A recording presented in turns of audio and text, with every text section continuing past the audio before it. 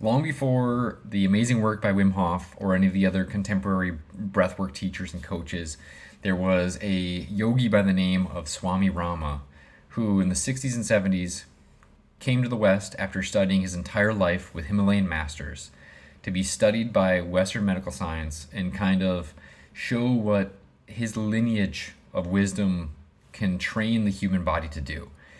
He, like I said, he was one of the first people or yogis from the East, from those traditions, to be actually studied under scientific scrutiny of the West. And he could do stuff like voluntarily control his heart rate. He would stop his heart by actually speeding it up to 300 beats per minute so that blood couldn't go in and out of his heart and the vessels and everything. So it appeared on screen that he had no heartbeat, and he could hold that state for up to 30 minutes at a time.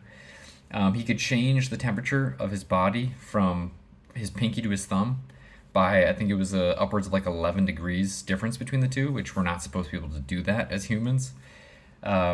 He could drop his brain into the brain waves of delta, which is like if you're in a deep, deep sleep, while still being awake and conscious and aware. Which again, we didn't think you could have conscious control over that.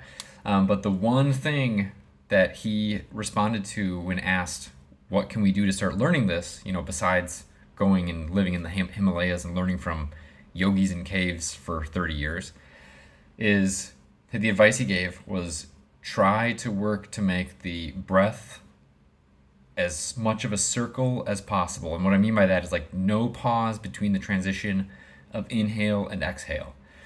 And just that alone, if you just sat and worked on that, if you do that right now for 3 breaths, you're going to feel a noticeable increase in your calmness. Your anxiety is going to drop. You're going to feel more grounded, more centered. And then when you pair that with something like Buteyko breathing method of like trying to take as shallow and soft as breaths as possible, and then you add in Swami Rama, the idea of trying to make it a complete circle, no end, no start, just one closed loop.